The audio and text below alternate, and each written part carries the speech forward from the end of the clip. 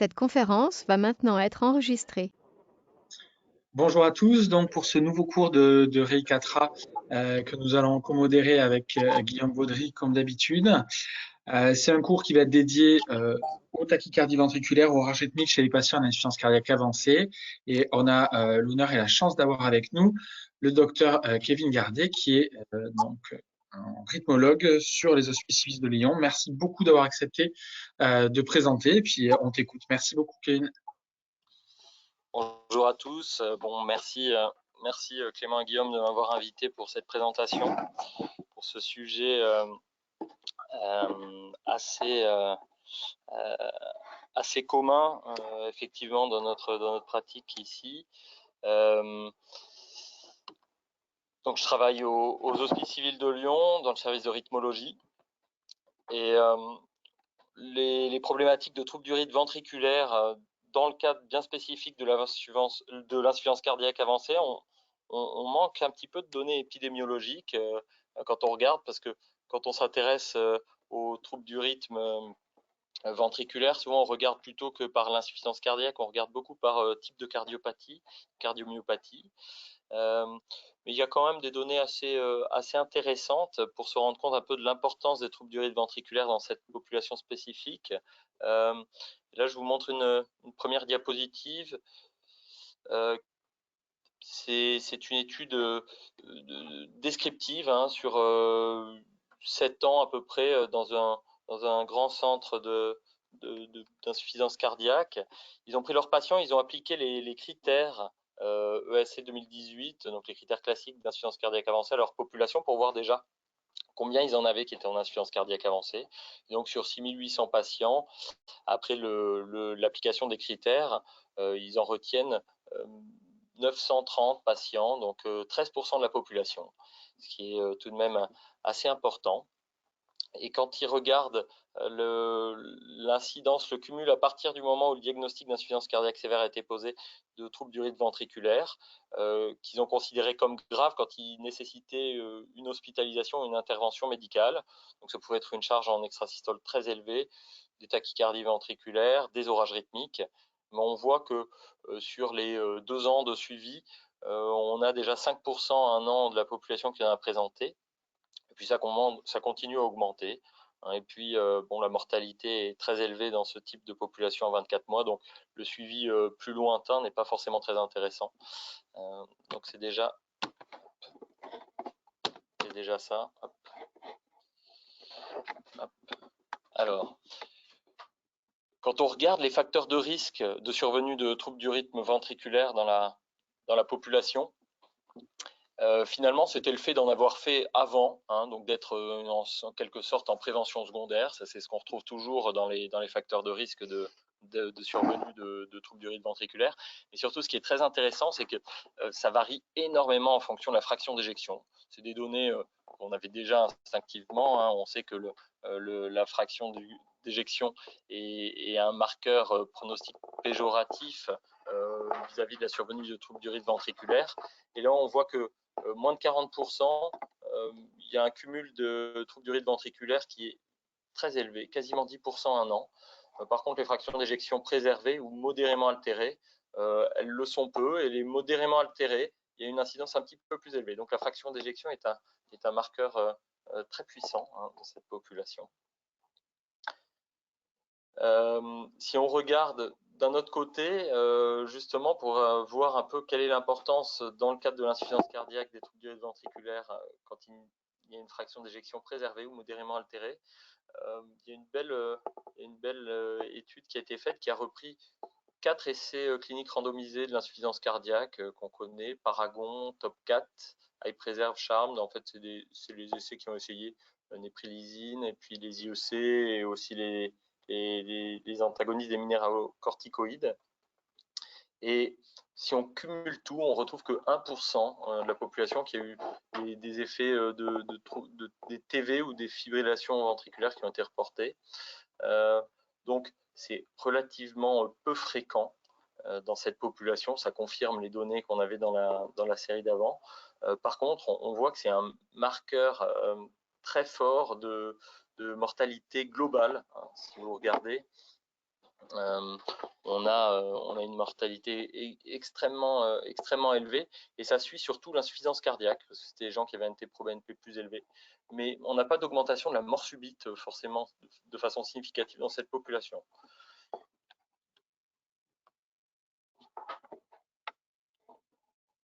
Alors, effectivement, dans l'insuffisance cardiaque avancée, si on regarde précisément les gens qui ont déjà un défibrillateur, souvent parce qu'ils l'avaient avant d'arriver à ce stade de l'insuffisance cardiaque, ou quelques-uns qui ont été implantés à ce moment-là, ça représente 15% de la population de l'insuffisance cardiaque avancée, 20%. Et si on stratifie avec les fractions d'éjection ABC, c'est 40 à 50%. On aurait pu penser un petit peu plus, mais finalement, ça fait déjà pas mal. Et les gens qui sont donc en prévention secondaire, ils ont un taux de thérapie pour des troubles du rythme ventriculaire de 25%. Il y en a 1 sur 4 qui va recevoir des thérapies appropriées, qui sont souvent de l'ATP et des chocs, les deux cumulés. Très peu de chocs inappropriés, c'est intéressant à noter, 2,6%, c'est très bas, donc ça c'est les chiffres actuels. On sait qu'on était un peu plus élevé avant, mais bon, ça montre que le défibrillateur est maintenant à un stade assez mature et qu'on sait à peu près le maîtriser. Voilà. Donc voilà, donc un problème fréquent. Si on regarde la problématique de l'orage rythmique, qui est la survenue de troubles du rythme ventriculaire répétés. La définition officielle, c'est la survenue de plus de 3 épisodes d'arythmie ventriculaire, que ce soit des tachycardies ventriculaires ou de la fibrillation, qui ont donné lieu ou non à des thérapeutiques par un défibrillateur, sur une période de 24 heures. Donc cette définition, elle tient compte vraiment du mauvais pronostic qu'on a quand les arythmies sont répétées en un court laps de temps. Et vous voyez sur le tableau à gauche que il y a plusieurs essais pour essayer de mieux stratifier le risque sur 24 heures, sur 3 jours, sur 7 jours, sur 30 jours. Et le nombre d'épisodes qu'on a, en fait, c'est toujours une constante. Une arythmie isolée, ça augmente un petit peu le risque de mortalité, mais surtout le fait de la répétition, on arrive à des ratios de mortalité qui sont très élevés de 5, alors qu'on était à peine à un peu plus de 1 avec un.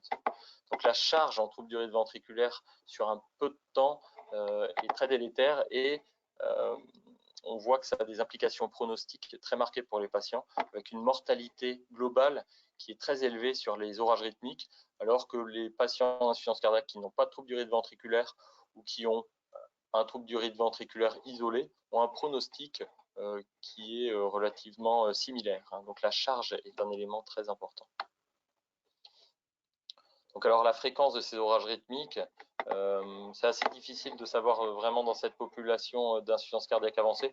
Classiquement, chez les porteurs de défibrillateurs, c'est 10-20% en prévention secondaire, et en prévention primaire, on est plutôt aux alentours de 2-4% de la population au cours du suivi qui auront ça. Et bien sûr, c'est lié à la fraction d'éjection basse. L'insuffisance rénale aussi un facteur pronostique de marqueur de sévérité de la pathologie et de la survenue d'orage rythmique. Donc, je vous disais, ça c'est les études qu'on a dans le... Je vais pousser un peu ça.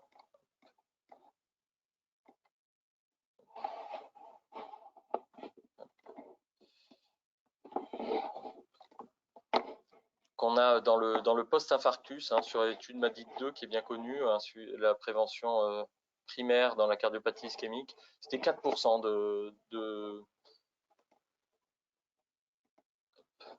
c'était 4% d'orages rythmiques, et 20% qui avaient quand même, donc ça c'est bien plus fréquent, des TVFV qui avaient ça. Et si on regarde sur une étude en prévention primaire, on voit que le fait de faire un orage rythmique avait une valeur pronostique défavorable forte, avec une mortalité augmentée de plus de 2 fois, 2,5 fois, presque 1. Et ce qui est très important de voir là-dedans, c'est que c'est l'origine de la mort, de la mortalité dans les suites d'un orage rythmique. Donc, plus de la moitié des morts cardiaques sont pas des morts subites. Il n'y en a que il n'y en a que 21% qui meurent de mort subite dans ce groupe ou de troubles du rythme ventriculaire. Et la majorité, ils meurent de causes cardiaques, mais non subites, donc d'insuffisance cardiaque, et aussi de leur comorbidité dans la majorité des cas.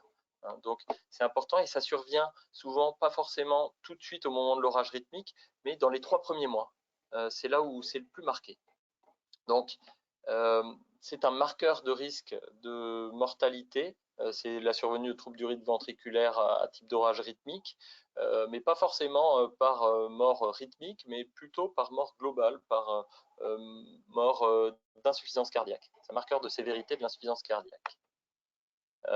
Et d'ailleurs, pour étayer un peu ce point de vue, cette étude est très intéressante,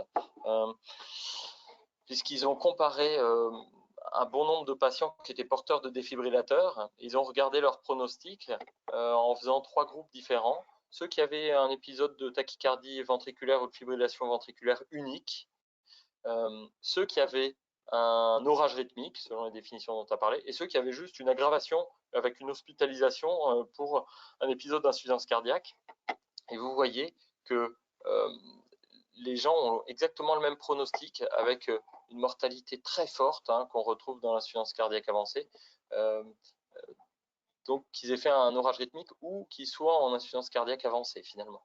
Donc c'est vraiment un marqueur de risque de mauvaise évolution de l'insuffisance cardiaque, cette durée de ventriculaire. Alors que quand ça reste isolé, finalement, le pronostic n'est pas si sombre. Alors, c'est intéressant de voir pourquoi survient un orage rythmique et quels sont les points communs dans la genèse de l'orage rythmique entre l'insuffisance cardiaque et les troubles du rythme ventriculaire. Cette diapositive qui est assez chargée nous montre les différentes cardiopathies qui sont à l'origine des orages rythmiques de façon globale.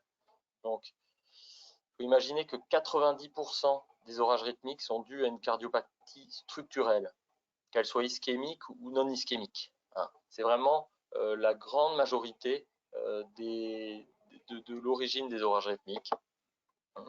Après, on a les cardiopathies électriques, donc ça ne nous concerne pas là. Les QT longs, les syndromes de Brugada, les tachycardies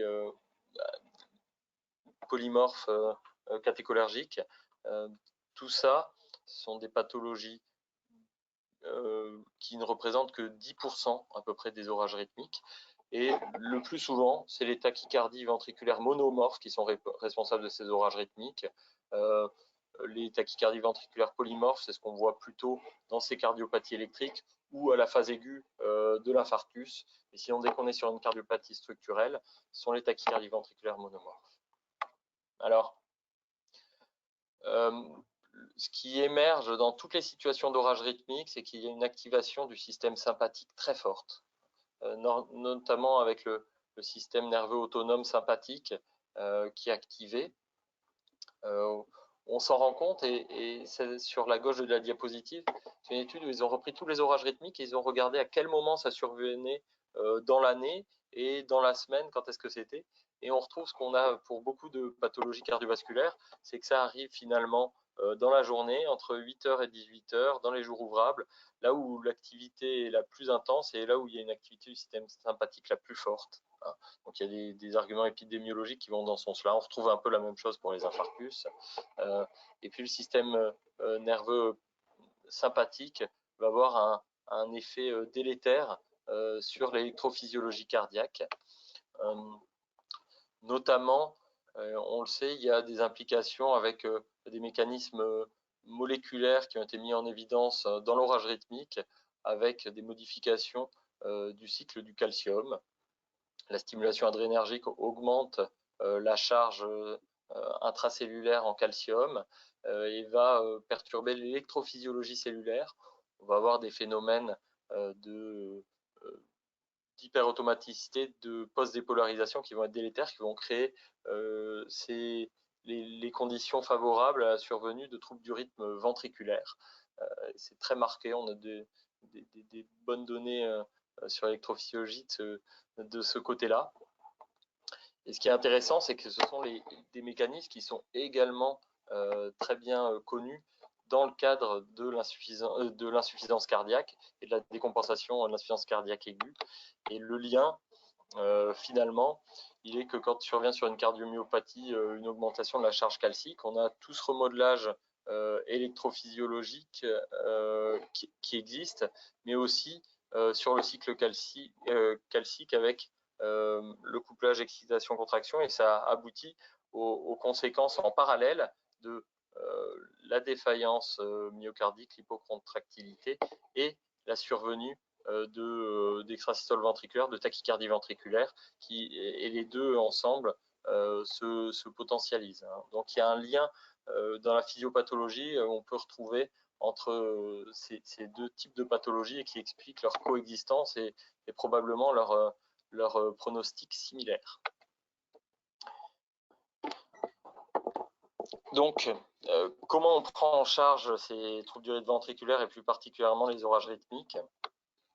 Donc finalement, c'est une situation d'urgence médicale qui se gère plutôt en soins intensifs cardiologiques. Alors c'est important d'être dans un centre où il y a des possibilités de prise en charge électrophysiologique, parce qu'à la survenue de l'orage rythmique, il va falloir jouer sur les paramètres du défibrillateur, introduire les doses, les antiarythmiques et les médicaments de façon globale, on va pouvoir le faire partout.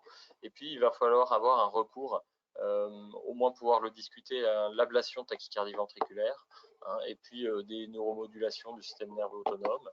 Et puis ce qui est très important aussi, c'est d'avoir une compétence en insuffisance cardiaque avancée, avec des équipes entraînées à ce type de patients, parce qu'ils vont avoir un pronostic conjoint rythmique et hémodynamique. On ne peut pas dissocier l'un de l'autre. Donc, la première chose, c'est qu'on évite, c'était juste pour dire un petit mot, on évite les chocs électriques parce qu'ils sont fortement délétères. Ils sont fortement délétères sur la physiopathologie du trouble parce qu'ils augmentent le tonus adrénergique.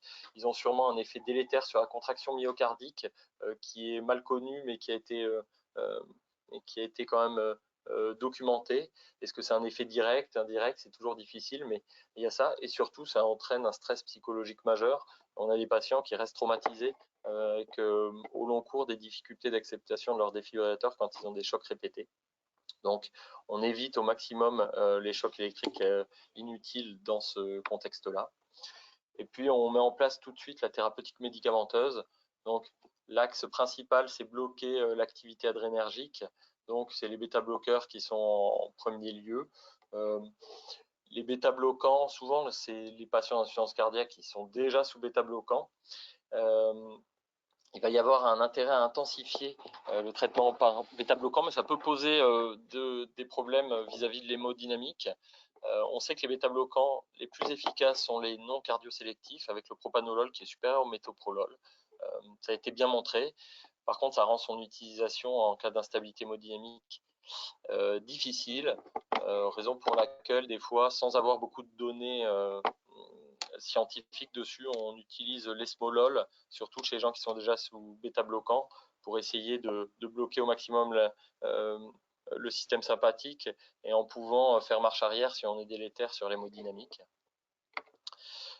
L'amiodarone aussi, c'est un traitement qui a montré qu'il diminuait fortement la charge en arythmie et assez rapidement, utilisé à forte dose en intraveineux. C'est un médicament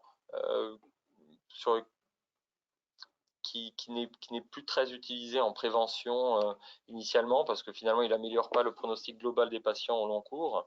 Il peut même être délétère, mais dans les situations d'orage rythmique ou de choc répété, effectivement, là il a une grande efficacité, donc on le met en place associé au bêta-bloquant immédiatement. Et si malgré tout ça, ça ne cède pas, on va plus loin pour diminuer le tonus adrénergique. Et il ne faut pas hésiter à avoir recours tout de suite à une sédation profonde, avec ou sans intubation, mais avec du propofol si l'hémodynamique le permet. Et là, c'est une étude qui regroupe des centres français qui ont montré que chez des gens qui étaient en arythmie réfractaire, le fait de faire une sédation profonde, dans plus de la moitié des cas, ont diminué le risque de mortalité en intra-hospitalier. Donc il faut aller assez vite dès qu'on a mis les antiarythmiques, à la sédation si on n'y arrive pas. Et si on n'y arrive pas encore après, c'est là on passera à la suite. Il y a une nouvelle pratique qui a émergé ces derniers temps, enfin on s'y est réintéressé, c'est une pratique ancienne, c'est le bloc du ganglion stellaire dans l'orage rythmique. Effectivement, les données vont dans le sens d'une amélioration en diminuant fortement le tonus sympathique. Alors, il y a différentes études observationnelles qui ont rapporté ça. C'est une thérapeutique qui se met facilement en œuvre, puisqu'on peut y avoir un accès en faisant juste une anesthésie en percutanée, éco-guidée. Là, on a une image sur le côté, donc ça se fait au lit du malade. Ça peut être pratique. Nous, dans notre expérience, on l'a utilisé chez bon nombre de patients. On a rarement eu de résolution complète du problème. Par contre, on diminue la charge en trouble du rythme. Il faut y penser, ça peut permettre de baisser le tonus adrénergique, surtout chez des patients chez qui on ne peut pas mettre des doses trop fortes au point de vue bêta-bloquant du fait de leur hémodynamique. C'est une alternative qui est assez intéressante pour la gestion aiguë. Une fois qu'on a bloqué le système sympathique, si les patients sont toujours en orage rythmique, très souvent, on l'a dit, le mécanisme, c'est des mécanismes de réentrée sur des séquelles fibrotiques myocardiques, que ce soit des séquelles d'infarctus ou des séquelles dans le cadre de cardiomyopathie dilatée de fibrose qui sont accessibles aux ablations. Et il va falloir vite se diriger vers l'ablation par radiofréquence. C'est une thérapeutique qui, ces dernières années, s'est énormément démocratisée, a changé le pronostic aigu de ces patients dans le cadre de l'orage rythmique. La particularité dans le cadre de l'orage rythmique, c'est que ça marche un petit peu moins bien que quand on est en dehors de situations d'orage rythmique, avec des taux de récidive qui sont un petit peu plus élevés. C'est des ablations qui sont compliquées, longues, avec des taux de succès. En fait, ça dépend du type de cardiopathie et de ce qu'on a réussi à faire. Si on a un succès opératoire fort, on a pu trouver l'origine de la tachycardie et en faire l'ablation, on a des bons résultats. Malheureusement, des fois, c'est pas toujours le cas, surtout sur les cardiopathies non ischémiques, quand le substrat arythmogène est difficile d'accès. On peut ne pas réussir à traiter le patient et là le pronostic sera très sombre. Donc ça c'est une chose à évaluer fortement avec l'électrophysiologiste. Et quand on regarde la grosse difficulté, elle va être la fragilité hémodynamique de ces patients, parce que au moment de l'ablation, il y a des risques de mortalité élevés qui sont vraiment dépendantes des conditions hémodynamiques du patient. Quand on regarde en périopératoire d'une ablation de tachycardie ventriculaire, on se retrouve avec une mortalité de 5%, dont 3% en intra-hospitalier, donc ça c'est les 30 premiers jours. Quand on regarde, le problème peut être lié aux tachycardies ventriculaires, mais très souvent, donc c'est un quart des patients qui meurent d'arythmies non traitables et non contrôlables, et très souvent c'est les causes non cardiaques, enfin pas non cardiaque, excusez-moi, c'est l'insuffisance cardiaque, cause cardiaque, mais insuffisance cardiaque qui grève le pronostic et les comorbidités. Donc finalement, on retombe toujours sur ce problème hémodynamique qui est au premier plan et qui est associé à l'orage rythmique très fortement. Quand on regarde le pronostic, la mortalité en fonction de l'hémodynamique, une décompensation hémodynamique pendant une procédure d'ablation tachycardie ventriculaire, ça mène à une mortalité de quasiment 50% au long cours. Là, on voit, c'est au début, mais même au long cours. Donc, ça montre la fragilité très forte des patients qui, à ce stade-là, présentent un orage rythmique. Alors, quand on fait une ablation de tachycardie ventriculaire, si on a une instabilité hémodynamique et qu'on décide à ce moment-là de se servir d'une assistance circulatoire en recours, une fois que la défaillance hémodynamique est en place, le pronostic est extrêmement sombre. C'est une petite série, effectivement, il n'y a pas beaucoup de patients, mais ça rassemble une quinzaine ou une vingtaine de patients. On voit que la mortalité pendant l'hospitalisation des gens qui ont eu une assistance circulatoire c'était de l'ECMO, est de 80%. C'est-à-dire que quasiment tous les patients sont morts. C'était trop tard. S'ils décompensent au point de vue hémodynamique pendant la procédure, on voit qu'ils ne se sortent pas de leur statut d'insuffisance cardiaque et que la mortalité est quasi certaine. Alors, est-ce que c'est lié au dispositif qui est mis un petit peu tard? Est-ce qu'il faut le mettre en préventif? Ça paraît quand même plus intelligent quand l'instabilité hémodynamique est très forte ou que les patients sont extrêmement à risque, peut-être de mettre un support hémodynamique avant. C'est une série d'une centaine de patients qui a proposé de mettre une assistance percutanée, cette fois avec, là on voit c'est le LVAD, hein, et puis là c'est un autre type d'assistance, le tandem qui n'est pas extrêmement utilisé actuellement. Hein. Je crois que nous on ne s'en sert pas et je ne crois pas qu'on s'en serve à beaucoup d'endroits, en tout cas en France ici. Et ils ont comparé dans leur série des patients qui ne l'ont pas eu pour leur ablation de tachycardie ventriculaire, qui l'ont fait sans support hémodynamique, des patients qui ont eu le support hémodynamique uniquement une fois qu'il y avait la dégradation hémodynamique qui était en place, et des gens qui l'ont eu de façon préventive. Et dans le cadre de cette démarche, c'est intéressant parce que la mortalité, quand il n'y a pas eu de support hémodynamique chez les patients qui étaient lourds au point de vue hémodynamique, elle est de 3,5%, donc pas forcément très élevée. Chez les patients qui l'ont eu en préventif, elle est de 4%, donc assez proche. Voilà. Mais quand on regarde leur profil, là, c'était des patients un petit peu plus graves. On reste sur du descriptif. Hein. Ce n'est pas de laisser randomiser. Hein. On ne peut pas en avoir dans ce cadre-là assez facilement. Et par contre, on retrouve à peu près la même chose qu'avec l'ECMO. À 30 jours, les gens qui l'ont eu en secours, donc une fois que le problème était arrivé, on est à 60% de mortalité. Donc, si on a une ablation à faire à un patient instable au point de vue hémodynamique, là c'est dans l'orage rythmique, mais même en dehors, il faut stratifier son risque de décompensation aiguë pendant l'ablation avant. C'est vraiment important. Il y a des scores de risque qui ont été faits. Le plus connu, c'est celui que je vous présente. Là, c'est le PAINS Risk Score qui arrive sur des éléments cliniques qui sont l'âge, des comorbidités pulmonaires, cardiopathie ischémique, le stade NYHA à 3-4, la fraction d'éjection à moins de 25%, l'état en orage rythmique et le diabète. En fonction, on voit que ce score est fortement lié au risque de décompensation hémodynamique aiguë. Hein. Quand on est à plus de 15, on a 25% de chance, un patient sur 4 va décompenser pendant la procédure. Et la mortalité en cas de décompensation, elle est de 50%.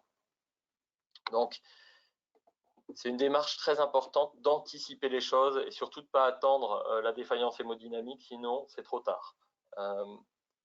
L'hypothèse comme quoi de mettre l'assistance avant, on n'a pas de grand essai randomisé. Là, c'est une équipe qui décrit leur activité. Ils ont fait 10 patients, mais ils ont regardé les gens avec un score de risque qui était extrêmement élevé et ils ont décidé de les prendre en charge en les optimisant au maximum avant avec une prise en charge multidisciplinaire. Tous les patients étaient vus par l'équipe d'insuffisance cardiaque avancée du centre.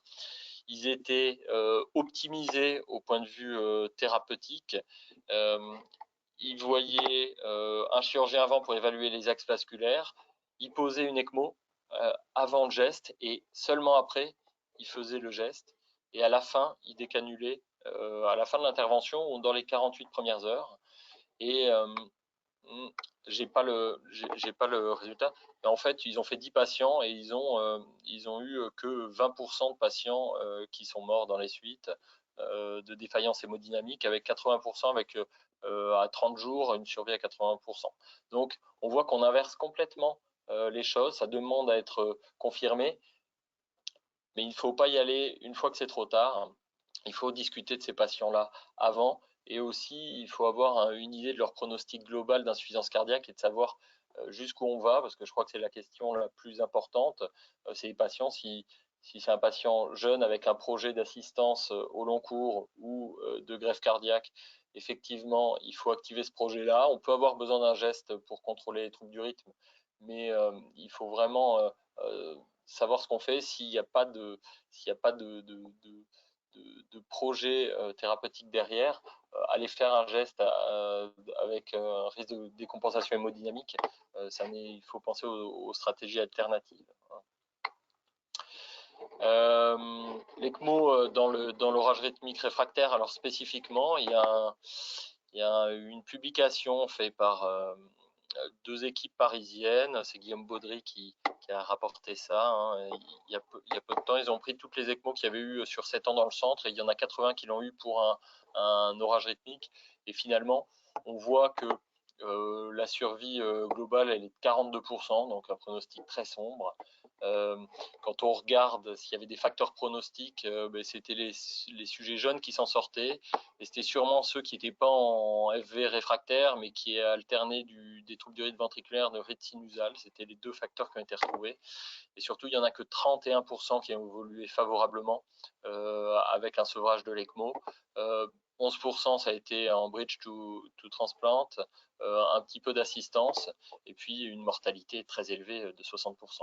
Donc ça pousse à vraiment réfléchir les indications de façon multidisciplinaire. Alors souvent on est un peu poussé par le temps pour faire ces choix-là, mais il faut avoir une équipe rapidement mobilisable pour pouvoir prendre les décisions rapidement et pas faire des choses futiles, très coûteuses, surtout dans une population d'insuffisance cardiaque comme celle-ci. Une dernière diapositive sur un cas bien particulier, c'est la survenue de troubles du rythme ventriculaire chez les porteurs d'assistance circulatoire, chez les LVAD. Donc c'est un papier multicentrique sur des centres essentiellement français qui ont regardé dans les suites de la pose d'un LVAD l'importance de la survenue d'un orage rythmique. Ce qu'on voit, c'est que il y a à peu près 10% des patients qui, dans la première année, présentent des troubles du rythme ventriculaire. La majorité y surviennent dans les suites de la pause, dans le premier mois. Hein. C'est 70% des gens qui feront des troubles du rythme ventriculaire, c'est au début, et c'est un impact pronostique très fort, puisqu'il y a une mortalité qui est augmentée dans cette population-là. On voit que c'est intéressant, à 3 ans, il y a un rebond, il y a encore à nouveau des troubles du rythme ventriculaire. Bon, il y a ça, mais sinon, c'est vraiment en aigu. Et quand on regarde, l'un des facteurs numéro 1, c'était de faire des troubles du rythme ventriculaire avant la pose du LVAD. Donc, quand on arrive en situation d'orage rythmique sur les tachycardies ventriculaires récidivantes, au moment de la pose du LVAD, on pourrait penser qu'il est intéressant quand même de ne pas négliger des circuits de réentrée potentiels à traiter en péropératoire ou juste avant.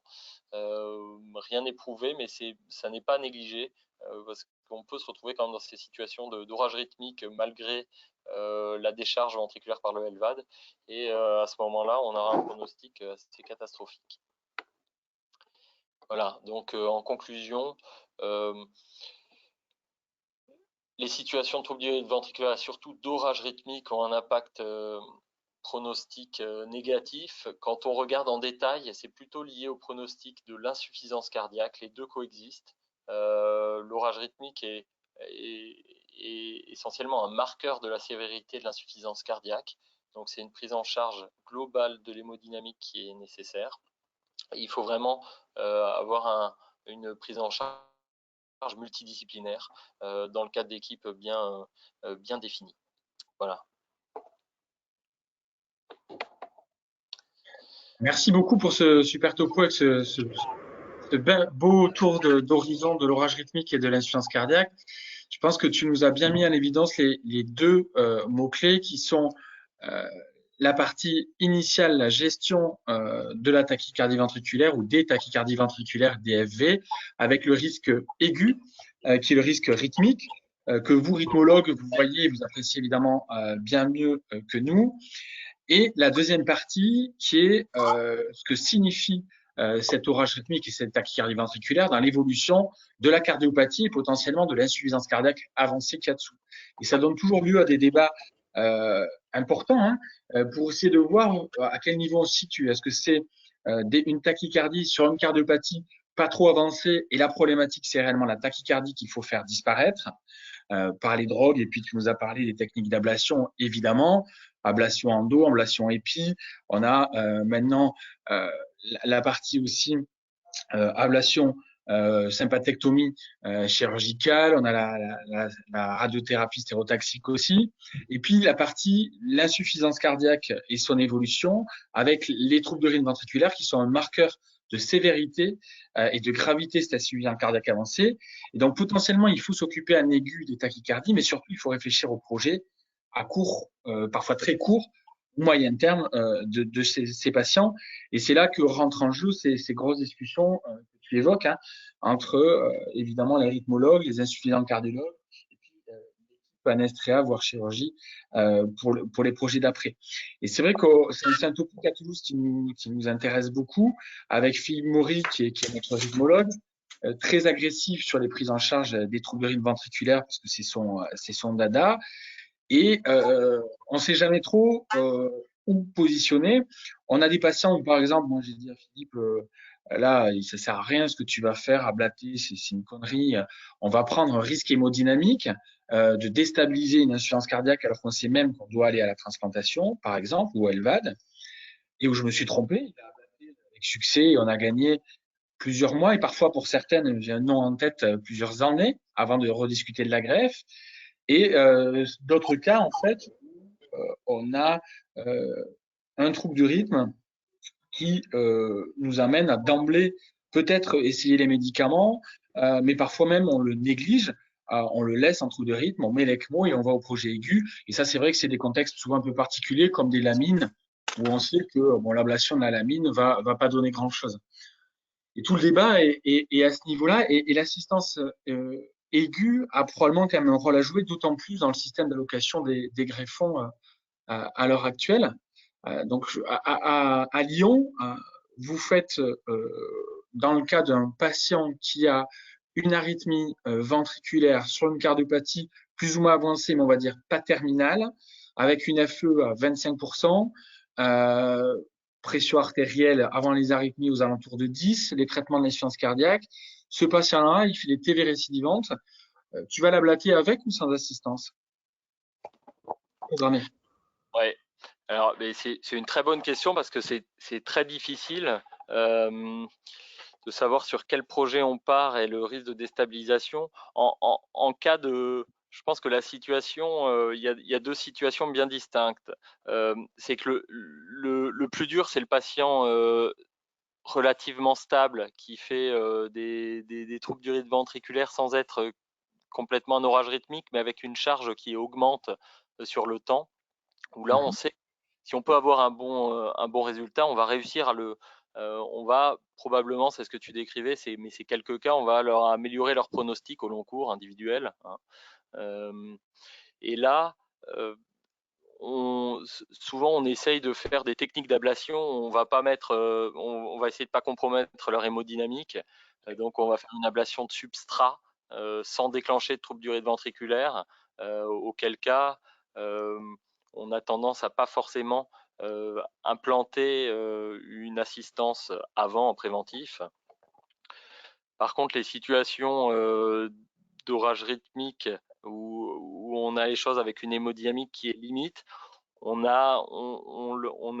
ça dépend du type d'arythmie. Si on pense que le patient fait des tachycardies ventriculaires extrêmement rapides ou des tachycardies polymorphes, dans certains cas, les ablations de SV trigger peuvent être là, on met une assistance circulatoire avant et c'est ECMO, mais on le fait extrêmement rarement. On l'a fait dernièrement pour un orage rythmique à la phase aiguë d'un infarctus, mais effectivement, ça se compte sur les doigts d'une main.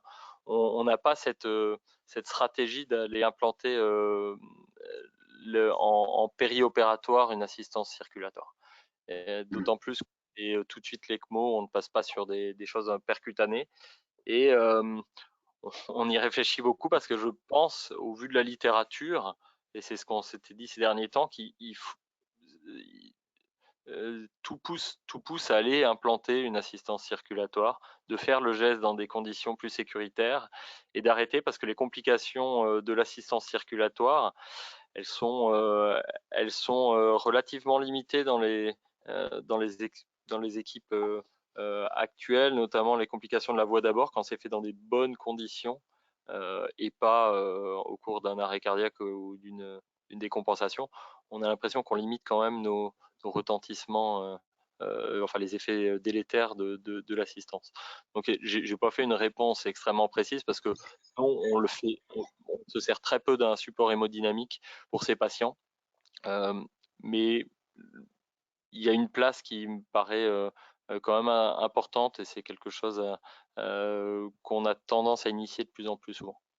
Je sais pas si je peux compléter un petit peu globalement les situations. C'est que moi, ce que j'ai l'impression, surtout les patients les plus importants identifiés, c'est les patients que tu as décrits, c'est-à-dire c'est la FE altérée, 30, moins, on va dire moins de 35%, moins de 40, ça dépend des études, c'est pas très important, qui fait de la TV et en fait qui va récidiver après une première ablation. Je pense que c'est en tout cas du point de vue du spécialiste en insuffisance cardiaque avancée, c'est cela que nous qu'on voit arriver trop tard finalement. Et c'est vrai qu'il y a un papier là dans le JACC de Zeppenfeld qui redit ça d'ailleurs, qui dit que attention, s'il y a une récurrence après une première ablation et une FE de moins de 32%, globalement, c'est eux qui vont aller, qui vont soit mourir, soit être transplantés en urgence dans des conditions un peu difficiles. Donc, tu as bien rappelé l'importance de la fraction d'éjection et je pense que rapidement, même sur de la TV peut-être monomorphe, le message c'est de dire que celui qui récidive rapidement, il faut se méfier parce que c'est ceux qu'on voit arriver après dans des tableaux d'orage rythmique un peu incontrôlés. Et c'est rarement l'orage rythmique est rarement en fait l'événement inaugural. C'est souvent il y a eu quand même des choses un petit peu au-delà. Et après sur la version un petit peu plus grave d'emblée, l'orage rythmique qui va arriver en usique et pour lequel il y a une altération hémodynamique plus ou moins à l'ECMO, je pense que faut être assez, en tout cas dans ma vision, il faut être assez simple. Soit il y a une histoire récente d'infarctus, de troubles hydroélectrolytiques qui fait qu'on a vraiment un événement déclenchant pour la tachycardie ou la fibrillation. Et dans ces cas-là, effectivement, je pense que l'important, c'est de gérer le phénomène aigu et au mieux. Par contre, dans l'autre cas, bien sûr qu'on peut céder de l'ablation pour stabiliser les patients, pour les mettre dans des bonnes conditions, voire juste pour les faire survivre un petit peu, mais que rapidement, l'idée, c'est probablement pas d'aller à tout prix vers un sevrage de l'ECMO parce que c'est des gens qui sont malades, quelqu'un qui a 20% de fraction d'éjection et en tout cas pour lequel il y a un projet d'assistance transplante et qui fait un premier orage rythmique, s'il a fini sous ECMO, etc., qu'il est stable et qu'il est dans des bonnes conditions pour être greffé, je pense qu'il faut, entre guillemets, sauter sur l'occasion parce que probablement que même si l'ablation est un succès, son pronostic, il est, comme tu l'as bien décrit, lié à l'insuffisance cardiaque. Et là, c'est sûr qu'il faut pas se tromper en sachant que parfois, il y a bien sûr l'anesthésie qui permet de stabiliser les choses. Et puis, c'est aussi un travail qu'avait fait l'équipe de Rennes qui montrait que l'ECMO, dans un certain nombre de cas aussi d'orage rythmique, parfois, puisqu'on soulage un petit peu le système nerveux sympathique et on stabilise un peu l'insuffisance cardiaque, permet aussi de stabiliser les orages rythmiques. Donc, si le patient devient éligible, je pense qu'il ne faut pas se priver et aller plutôt à la transplantation. Après, pour les patients plus âgés, inéligibles ou autres, dans ces cas-là, il faut bien sûr être maximaliste. Je ne sais pas ce que tu en penses, Kevin et Clément. Si, moi, je suis complètement d'accord avec ta vision des choses. Et de toute façon, c'est ce que nous a bien montré Kevin avec toutes les preuves, même si elles sont en effet observationnelles, à l'appui. Mais là-dessus, on est crois, tous d'accord, et c'est ce que tu nous mettais d'ailleurs sur ta diapo finale ou avant-dernière, c'est globalement à partir du moment où on a un contexte avec une cardiopathie déjà antérieure, déjà connue, altérée, d'autant plus s'il y a des poussées d'insuffisance cardiaque, il va falloir bilanter ces patients potentiellement en urgence avant de se jeter sur une ablation qui sera potentiellement curative de l'orage rythmique, mais pour être sûr, le cas échéant, si ça se passe pas bien, parce on n'arrive pas à avoir un succès recherché d'ablation, ou parce qu'on peut déstabiliser complètement ces patients. Et parfois, moi j'ai quelques cas en tête, et je pense qu'on en a tous, de patients où on n'a plus d'orage rythmique après, mais on a une énorme sidération post-ablation, et on se retrouve avec un véritable tableau de choc qui pour certains va récupérer en quelques jours, pour d'autres ne récupérera pas. Et ça, si on ne l'a pas anticipé, même si le patient n'a pas fait l'arrêt sur table, aller poser des assistants dans ces contextes-là, sans avoir fait un bilan avant, etc., pour l'éligibilité du projet d'après, ça devient compliqué. Et donc, on est un peu à Toulouse comme vous à Lyon, hein, c'est-à-dire que on n'est pas très agressif sur l'assistance programmée pour les gestes d'ablation. Je pense qu'il y a des patients quand même où il faudrait peut-être l'être un peu plus pour éviter ces situations de sauvetage sur table de rythmo. Et d'autant plus avec maintenant des ECMO où on peut mettre des canules pédiatriques, où on va pouvoir avoir un support de 1 à 2 litres. On n'a pas besoin de tourner à beaucoup, mais qui seront suffisants pour éviter le down de post-ablation ou le down pendant qu'il est en TV que vous ablatez. Ce qui, en effet, comme tu le rappelais, est de moins en moins fait puisque vous vous attaquez au substrat. Mais malgré tout, vous vous baladez avec des sondes dans des cœurs fragiles et irrités. Et des fois, ben, vous ne l'aviez pas prévu, mais il passe en TV, clairement. Ouais, effectivement, ouais. Je suis entièrement d'accord là-dessus. Je pense qu'il y a un point qui est important, c'est que quand ils arrivent en orage rythmique, souvent les patients, ils sont pas toujours suivis dans le centre, ils n'ont pas eu tout leur bilan. Et c'est moi de mémoire, Guillaume peut-être pourra compléter, mais nous sur Lyon, j'ai pas vu de patients ou très peu de patients transplantés immédiatement. Souvent, on part sur un projet d'assistance au long cours parce que on n'a pas pu tout bien explorer avant.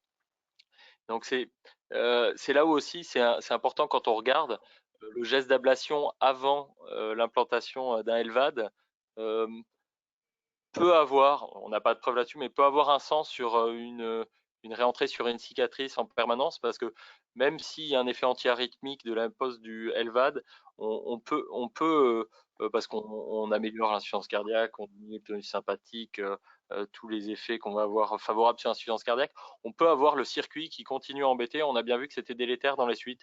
Donc je pense qu'il y a peut-être c'est difficile à organiser, mais ça peut être un moment où on peut demander, on peut faire avant l'implantation une ablation. Alors c'est ça, ou demander au chirurgien si on a une idée de la zone en paire opératoire de faire le. C'est très difficile à mettre en œuvre, mais c'est vrai que dans certains cas, je pense que c'est important parce que ça évite les catastrophes avec les tachycardies récidivantes là, dans les suites de la pose du LVAD.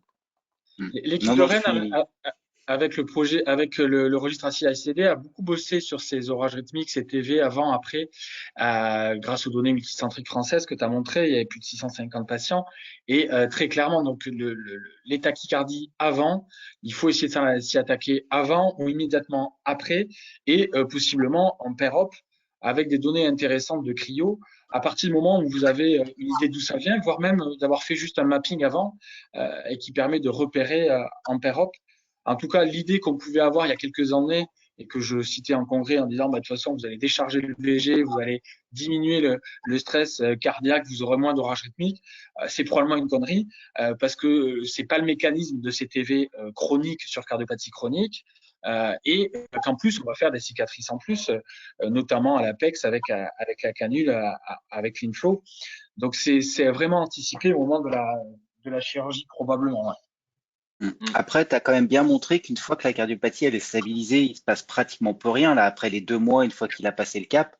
Et ce qu'on voit, et en tout cas moi j'ai en tête un cas, c'est que ces TV des fois elles sont aussi associées à des enfin très tardives, elles sont associées à des complications sur le LVAD.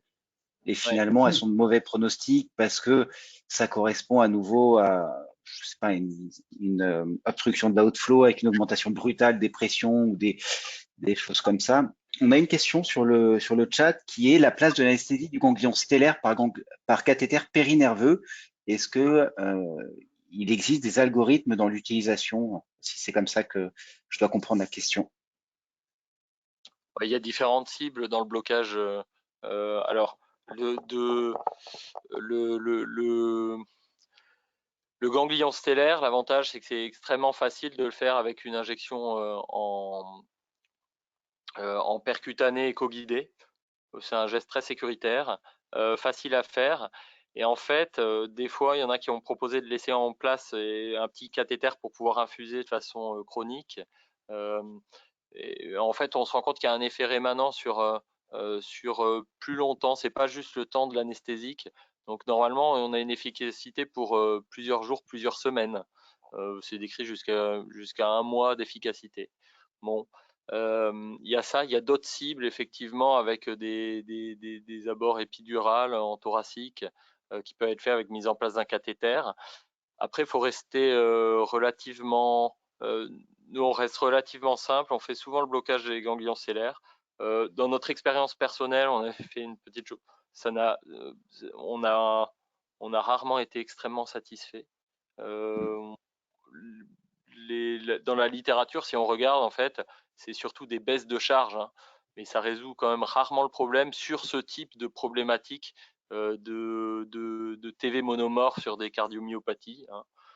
Ça marche peut-être bien dans certaines canalopathies, mais c'est pas le sujet là actuellement. Donc on s'y intéresse, mais les modalités de réalisation sont simples avec juste l'injection percutanée. Et puis après, voilà, je pense qu'on manque encore de données pour savoir exactement quelle est leur place. En tout cas, c'est facile à faire. Sur Est-ce que notre tu expérience, Pardon, vas-y, Clément. Oui. sur notre expérience à Toulouse, on en a fait quelques-uns et on en fait, on dirait de plus en plus. En fait, ça marche surtout il me semble, hein, sur une dizaine de patients, donc c'est observationnel, mais sur plutôt du polymorphe. Et par contre, de notre expérience, nous, alors il faut regarder ce qu'on utilise comme produit, mais avec de la ropivacaïne, ça marche 12-24 heures. Nous, on n'a pas d'effet plus prolongé. Alors peut-être que vous, il y a d'autres choses, par exemple du Sufenta ou des morphiniques, ou alors peut-être même des corticos qui sont associés, ce qui n'est pas le cas à Toulouse, et qui explique l'effet rémanent. Mais c'est ce qu'il faudra regarder. Ça aura peut-être le coup d'ailleurs qu'on regroupe nos cas. Ça sera d'observationnel, mais en multicentrique, parce que c'est vrai que c'est hyper simple à faire en fait. Moi, je suis pas anesthésiste, donc c'est les anesthésistes qui le font chez nous. Mais en fait, à partir du moment où tu sais piquer dans le plan, que tu sais où c'est, quand on te l'a montré, c'est vraiment au lit du malade. Ça prend 10 minutes à faire quoi. Ouais, J'avais une question. ouais. Pardon, j'ai une question, Kevin, sur les critères d'efficacité. Si on se place pas dans l'orage rythmique, mais un peu dans de la TV ou chez un patient insuffisant cardiaque, FE altéré, est-ce que tu vas pouvoir identifier facilement un bon répondeur à l'ablation et par exemple un patient qui récidive après une première ablation, dans quel cas tu vas en refaire une deuxième et dans quel cas tu vas plutôt l'orienter vers un centre d'assistance ou de greffe? Comment tu verrais les choses? C'est une bonne question. Il faut regarder le facteur décisif, c'est le type de cardiomyopathie, la localisation supposée du circuit et quels ont été les moyens qui ont été mis en œuvre pour y accéder. On se rend compte que dans les cardiopathies non ischémiques, on sait que le substrat il est très rarement sur la face endocardique du cœur, il est très souvent intramyocardique et épicardique. Et dans les données qu'on a récemment dans les cardiopathies ischémiques, il y a aussi une bonne partie du substrat qui n'est pas localisé en endocardique. Donc, ce qui va nous faire choisir ou non, c'est quelle a été la première approche. S'il y a eu juste une ablation endocardique, alors qu'on a des évidences comme une IRM avec des séquelles épicardiques ou une morphologie de tachycardie qui oriente vers une origine épicardique et que ça n'a pas été fait, je pense que là, il y a toute la place à refaire une deuxième procédure d'ablation. Par contre, si c'est un patient pour lequel on pense que ça va être difficile d'accès, parce qu'on a des patients, on n'a pas vraiment de substrat bien défini, des tachycardies extrêmement rapides qui sont liées à la fibrose intraseptale ou périaortique des zones où on sait on a de grosses difficultés à aller. On ne va pas proposer forcément un geste d'ablation conventionnel. Dans les cas où on a identifié, où on suppose où est la zone, on a des alternatives maintenant d'ablation avec la radiothérapie stéréotaxique qui peut être efficace sur ces localisations non accessibles par voie endo ou épicardique avec un cathéter. Donc ça peut être ça, mais c'est sur des données essentiellement techniques de localisation du substrat, et ce que très souvent les ablations peuvent se limiter à un abord endocardique. S'il n'y a eu qu'un abord endocardique et qu'on pense que ça n'est pas le problème, c'est logique que ça n'ait pas marché. Si par contre tout a été mis en œuvre avec une procédure bien planifiée et que ça a été un échec à ce moment-là, là, on va plutôt s'orienter soit sur une radiothérapie stéréotaxique si on peut, soit sinon vers l'assistance, hein, un greffe. Ok. Merci beaucoup, Kevin, d'avoir accepté et d'avoir fait ce super topo et ces échanges avec nous. Guillaume, je te propose peut-être de conclure. Bah non, écoutez, on est ravis de vous retrouver nombreux. Là, je vous revois des noms que je connais, donc ça fait toujours plaisir. On se retrouve, alors j'ai pas la date ni le programme exact, mais en tout cas la vidéo, vous pourrez la retrouver sur YouTube. Et puis on doit se retrouver, j'imagine, dans 15 jours. J'ai plus la date exacte, mais de toute façon, on va le On- diffuser comme d'habitude sur les réseaux sociaux, puis ouais. par la mailing list. Voilà, en tout cas, n'hésitez pas s'il y a des questions à les mettre en commentaire et puis je les enverrai à Kevin s'il accepte de faire le service après-vente. Mais en tout cas, merci à tous et merci Kevin. Merci à vous. Bonne journée à tous.